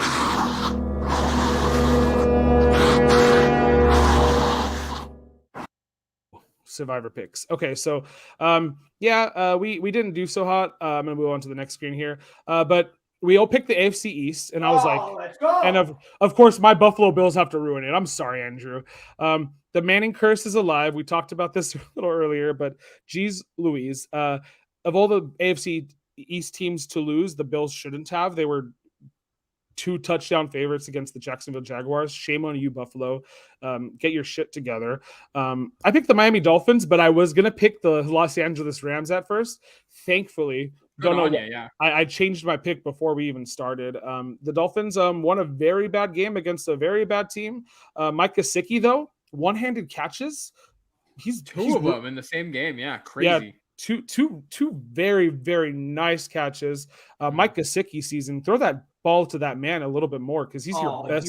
He's your best offensive weapon. In DFS, playing Mike Gesicki is not playing a tight end. You're just playing a big wide receiver. I love it. I play him all the time. Oh yeah, absolutely. I'm the only one who lost this week, but again, I reiterated over and over the Manning curse. It's a real thing. It's affected me in survivors now. It's just how many weeks in a row is this now? 7, 8, 9. We're 4 out of the last 5 weeks. My team has not survived the week. I'm just sinking here. Just throw me into the zombie abyss apocalypse. I can't believe that I won. I mean, I've been absolutely abysmal, but honestly, for me, it was just as easy as Bill. I don't even care where Sam Darnold is. If Bill Belichick is playing Sam Darnold, he's going to throw 3 picks, like 2, 3 picks, fumble, sack. Like Bill Belichick is just all over this dude. Manda coming in with the hashtags, love it. Everyone get the hashtags in. You did ask for some hashtags, and they our group here understood the assignment. Yeah, so I mean, survivor picks. We talked about. We appreciate you guys. Let's go. Okay, so yeah, we continuing the graveyard here, the zombie the zombie graveyard, and we will so we will go on to the next segment of our show here, which is the dessert portion, the sweet finish, so to speak. And for this week, we're gonna pull up Thursday night's game because we haven't really covered one in a while. And this one's a doozy, folks. It's the Baltimore Ravens at the Miami Dolphins. We all picked the Ravens. I didn't even ask these guys. I just kind of put in their picks for the Ravens because I was that sure that it was going to happen. What I would like to see from this game is I'd like to see Tua back. I'd like to see them feed the ball to Mike Gesicki a little bit more. Get that guy 10 targets a game. He's showing that he can handle it. The Dolphins defense, I'd like to see them play a little bit better on defense. If I see some of those improvements, I might not say that this season's a total wash, but I do feel bad for them because I do think that they had the most potential to reach the Buffalo Bills status this year as far as like competing for a division title, and they have been the biggest disappointment. Oh, you guys! Oh my God, you guys are killing me with these Oh, things. Andrew, wait, hold on. Do you have something on that? Green Bay, they already announced they levying some punishment on that. I don't know if this is the only punishment, but Rob Demovsky, he's an NFL Nation reporter for the Packers, just tweeted out a couple minutes ago saying that the NFL fined the Packers $300,000 for violations of COVID protocols. And Aaron Rodgers and Alan Lazard, who I'm assuming Alan Lazard either broke protocol or is unvaccinated and broke protocol. Probably that's why. They were both fined $14,650. I rounded up to like 15 in our little chat, but yeah, that's the only thing I've seen so far. I don't know if anything else is going to come out of that. Oh, okay. It might be cool. it, but yeah, good stuff. Good job. You're like you're our Adam Schefter. Absolutely. Who can guess the line on this game right now? I mean, Miami's at home, so they pretty much get 3 automatically. Say 2. So what do you think? What do you think the line is for this one? Ace, you guess first. I didn't check, but good. 9. Okay. Like 2 more than a score, I would say. Andrew. 12.5. Wow. 7.5. 7.5. That's not that bad. 7.5. Yeah, wow. Yeah. I think these Thursday night games are a little closer to the spread. I think that's why Vegas doesn't have it. I think any other time probably, but with a short week, I think they keep them closer because some of these games stay a little more competitive. So I would think that's why. But yeah, 7.5 points for a away team. Good Lord. Yeah, I mean, I think that they have I think they have a shot to be within 2 scores, but so I'd say 1 score. So I mean, I guess the money's there for you to take the Ravens -7. But I would wait because potentially you can get some more points to choose the Dolphins in that game because you can get a little line there. It feels like well, I looked at the scores the last time these two teams played. It was like 30-point blowouts from the Ravens to the Dolphins. So I mean, I don't expect the Ravens to have much of a fight, especially since the Dolphins have laid lots of eggs. Are Dolphins even real? No, they are. I'm just kidding. So we're gonna revisit that later this week on Sunday. Hopefully we'll be able to shoot a Sunday morning roast. We are going to revisit our preseason predictions and give you guys because it's the midway point of the season, and so we're gonna talk about how we think we're doing and maybe who we think has an opportunity here to of our group to win the title, and who the potential title winners are. Award winners. So we're all homers here. We all picked our quarterbacks for MVP. Who would you guys say is the MVP right now, though? Keep it short and sweet. But I have a pretty good feeling of who I think is going to get it. Who do you guys think? For me right now, I have I think Lamar Jackson is the MVP right now, considering the situation. Like coming into the season, the entire running back room for the Ravens was lost before the season even started. J.K. Dobbins, Gus Edwards, and also and Tyson Williams was only around for 2 weeks. They have the best record. They're tied for the best record in the AFC. I think. No, actually, they're the second best record in the AFC because the Titans have played more games and they're 6-2. The Titans are 7-2. They play more games. But we'll find out Thursday how good they really are. I mean, it's against the Dolphins, but I have Lamar Jackson.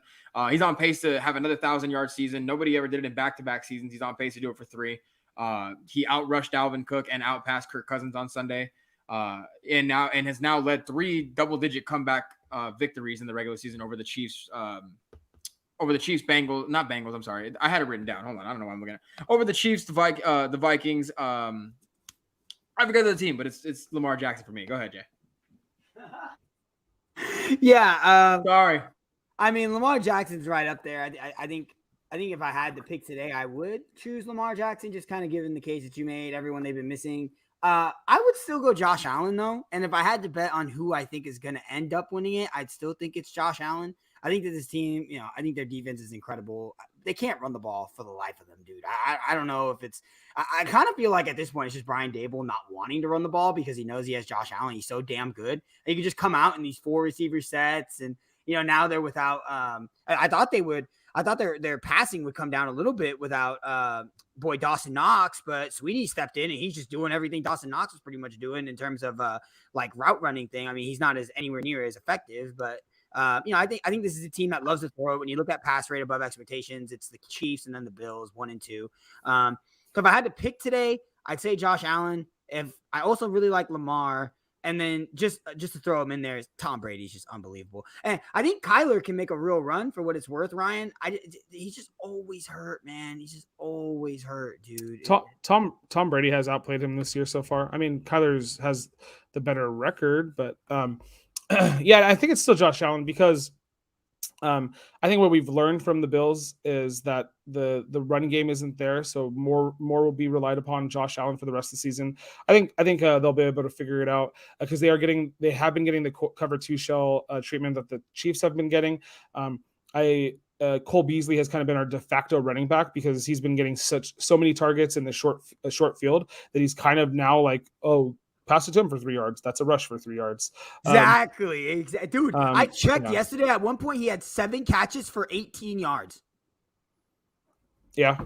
I mean, that's wild. That makes sense. And that's how he's been being used for 3 of the last four weeks because they had a bye week in between there. And I'm not saying it's still Josh Allen because I'm a homer and I wanted to see him go there, but I still think that they still have one of the easiest paths to the best record in the AFC. So I think that obviously helps his argument a ton. Yeah, definitely. His offensive line, they have some injuries right now. So we're seeing some like second and third string guys in. So I think once our guys that started the season are a little healthier, he'll start to play a little bit better like he did earlier in the season. Right. So the favorites right now, just so I have the favorites for all these ones, so I'll just read them off real quick at the end of each one. Josh Allen's plus 350, tied with Tom Brady for the best odds. He's also at plus 350, and then Kyler's at plus 500. Matt Stafford saw his odds drop a little bit to plus 750 after that performance Sunday night. Yeah, so I mean, our money is pretty much close to where we're putting our mouths, and was one of these guys, and it probably will be, right? I mean, Derrick Henry had a shot. Poor guy is not playing for the rest of the season, although he might be back for the playoffs. Who knows? I doubt it. Okay, so I don't know if we want to cover the offense. Like, we don't need to break down our offensive player of the year. We'll see how that plays out. You guys had Christian McCaffrey. I had Russell Wilson. Yeah, it very well should be Cooper Kupp so far. Defensive Cooper Kupp's got the best odds, plus 120. Oh my God. Cooper Kupp is plus 120. The next closest is Kyler Murray at plus 1,400. Wow.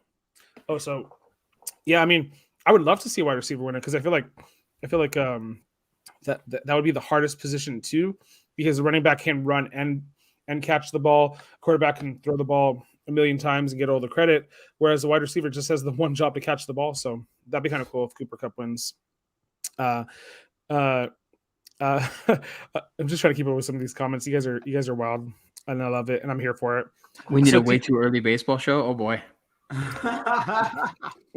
Corey Seager and Chris Taylor were offered offered their Kershaw was not though. Well, that doesn't mean it's over in LA. God, I don't want to cry. Okay, I don't want to cry. I don't want to talk about Kershaw right now. I don't want to cry. Just wait for him out from a contract. I'm gonna cry. Andrew Heaney's back in Dodger uniform though. He signed a deal to come back. He jokingly tweeted when he got traded after he got traded to the Dodgers. Oh yeah, it's a nice being a Dodger, part of the traditions, and now you can actually finally get to play. That was like 7 years ago. He was a Dodger for a day. He was a Dodger for a day. So defensive player of the year, Aaron Donald, Chase Young, and I had Joey Bosa.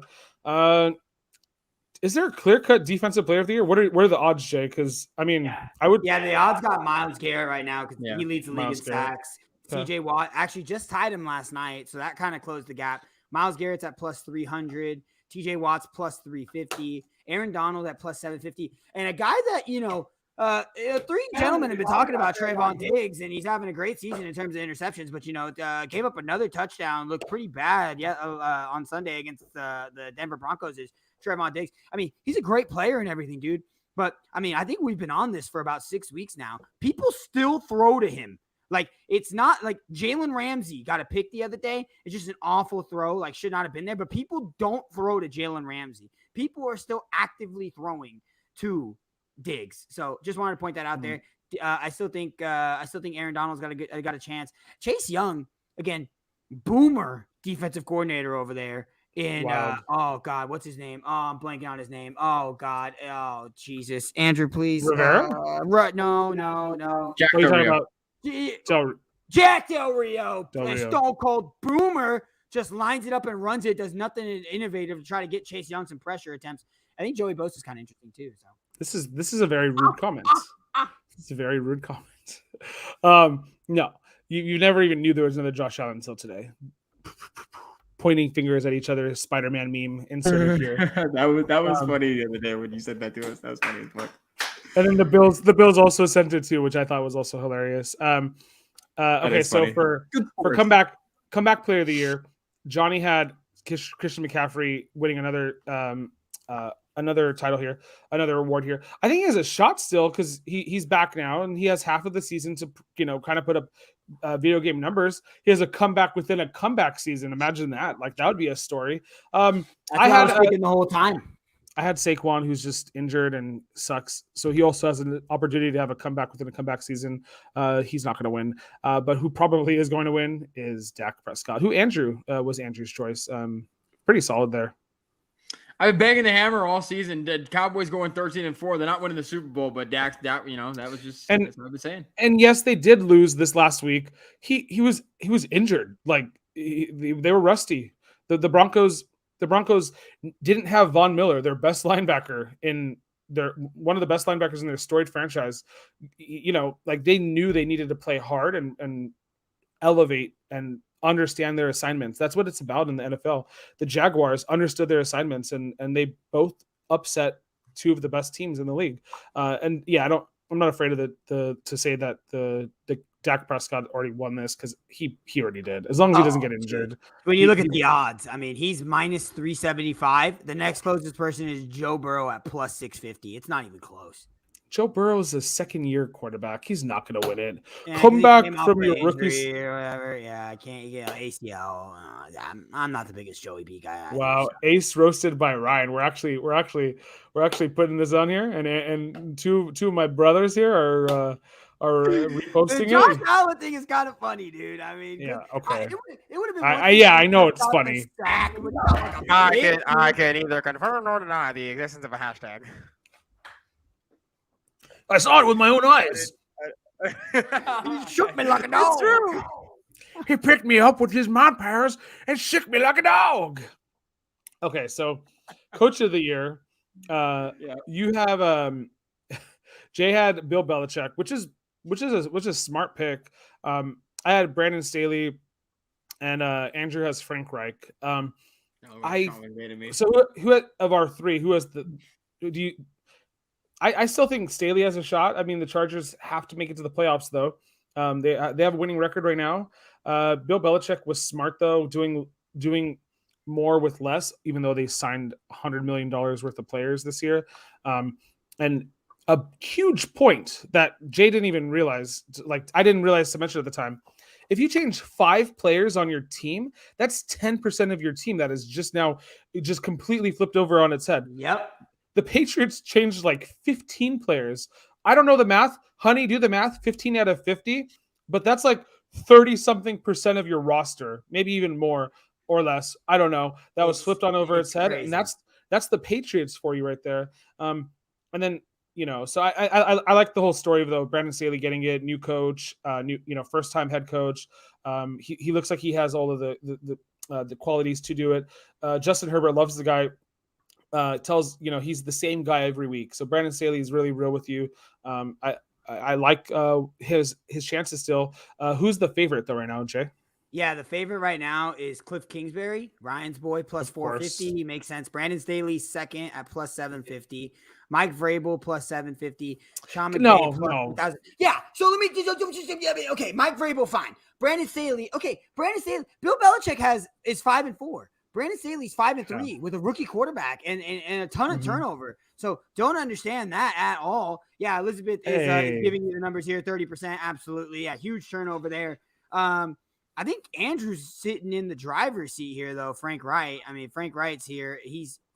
Frank Wright's not even on their list here. Sean McVay's higher than Frank Wright. Wow, crazy. I don't know. Interesting how Vegas kind of thinks about this. My driver's seat is driving to Cancun, not to the podium for the Coach of the Year representation. Not Frank Reich. He's going to Cancun. Colts are winning the division, dude. I'm still sticking with that. Yeah, okay, sure. I'll see it. The Titans have one of the easiest schedules to end the season. Oh, but chaos will ensue. You'll see it. You'll see it here first. Go Vikes. Lost to the Jets. They did lose to the Jets. The Jets are kind of bad guys. Okay, so offensive rookie of the year. We have 3 of the leading candidates. I don't know the odds, but they better be like 1, 2, and 3. Jay has Najee Harris. Andrew had Mac Jones, and I have Jamar Chase. And they are exactly 1, 2, and 3. It's Jamar Chase minus 150, Mac Jones plus 300, Najee Harris plus 1,000. Okay, so I think not. If I had to bet money, I'd put it on Najee because I think he has the chance to do it most consistently this year. The Pittsburgh Steelers have been feeding him the ball so many times, and this kid he looks like he loves to get hit. He's enjoying himself. Jamar Chase. He's with his best bud again, and he is having the time of his life. Mac Jones, I would again very serviceable. Bill Belichick is a great coach, so he's setting himself up for success he got a bunch of target hogs that could get the ball around him. He's not doing more than he needs to. He started out the season very, very mild, and now he's getting a little spicier. He's going, he's throwing the ball a little bit further down the field. So, these guys will probably finish 1, 2, and 3 in the standings. But yeah.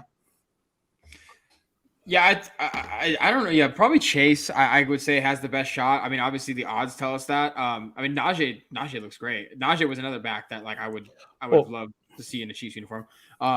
Everyone does love Mike Vrabel for whatever reason. It's because he never dropped a freaking touchdown. Bill Belichick's old player too, so if he wins, it's kind of tied to Bill Belichick anyways. So I mean, if you want to have our cake and eat it too, look at it that way. I think if Mac Jones, if the Patriots make the playoffs though, and Mac Jones is a starting quarterback for every game, I think they'll give him the award regardless of how well Chase or Harris finishes. But I mean, that could just be me being super optimistic about wanting to be right. But then again, it is the NFL driven by quarterback. So Mac Jones. Yeah. I mean, I think Jamar. I think I would give it to Jamar Chase right now. But I think Najee Harris is the best chance over the whole season. But we'll see what happens. And then defensive rookie of the year, the least exciting for me personally. If anybody knows who this guy in the corner is, I'm going to zoom in just so we can look at him a little bit. If I can zoom in, who knows? I can't zoom in. That is Jalen Phillips of the Miami Dolphins. He's okay. He has 2 sacks on the year, a couple quarterback hits, some tackles, but he's not getting as much run as I thought he would because the Miami Dolphins linebacker core. And he's kind of like one of those hybrid guys that could be defensive end linebacker hybrids that we see.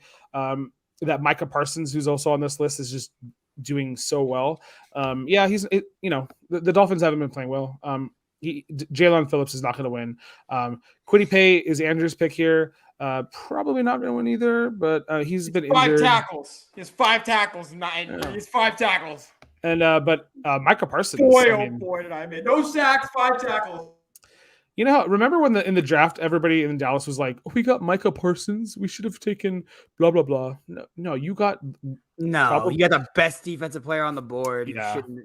Clowns, yeah. Man. He's projected to win right now. He's at -138. Second is Jason Owe at +900. Azeez Ojulari +900. Kadafe Owe, sorry, they have him under Jason here. So they're morons.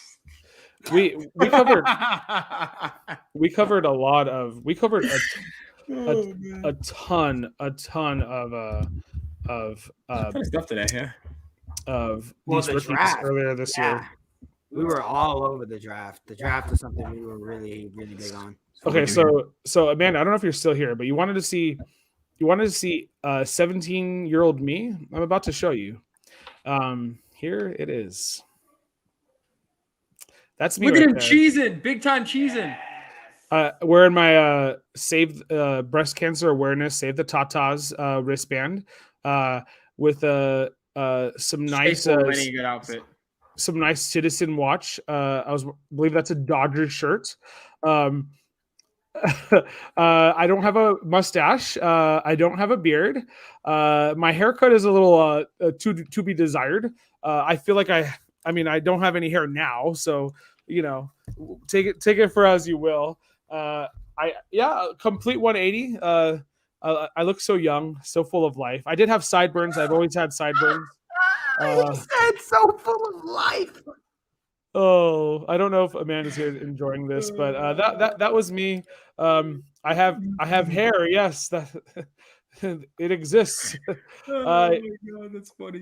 And this was just to give you even better. I had this Canon camera that my parents got me. Love you, parents. And this was in our bathroom. Cheesing in the bathroom. You can see my mom was old school. Very nice. I was just about to say, yup. Like that's not like $10, on Amazon. Shower curtains. That's like that matched seats, chairs we had in the living room. My mom was all about integration. She smart lady. She also had me. Oh, thanks, son. It was. Do we have Alberson's pictures? Somewhere on here, buddy. Gosh darn it. I have some of you. I've taken pictures of you somewhere in here. But yeah, that was 17-year-old me. Maybe I'll send that picture to Amanda because it doesn't look like she's here.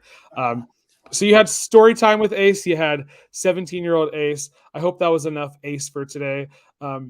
It's been about enough AJ and A for us too. We're gonna hop off here just here in a second, but thanks for tuning in, guys. Thanks for interacting. We'll see how the Ravens do against the Ravens. The Ravens do against the Ravens. The Ravens do against the Dolphins this Thursday. Be excited to catch that going forward as I'll be moving my days off a little bit around. So that'll be fun to catch some more Thursday night games. But yeah, you guys have anything else to add before we say goodbye to each other and all of the world? Tell them what to do, Andrew. Oh, yes, sir. You can if you like our content, you can find us at AJA Sports Show on Twitter and Instagram, also on TikTok. I didn't include that in the little text thing right there, but if you're looking for an easy way to also support us, please go ahead and subscribe, hit the bell icon. You'll get notifications whenever we go live. We love you guys. Thank you for all the hashtags. We're going to make this a running thing. Ace, send us off. Until next time, have a wonderful night, guys. Bye.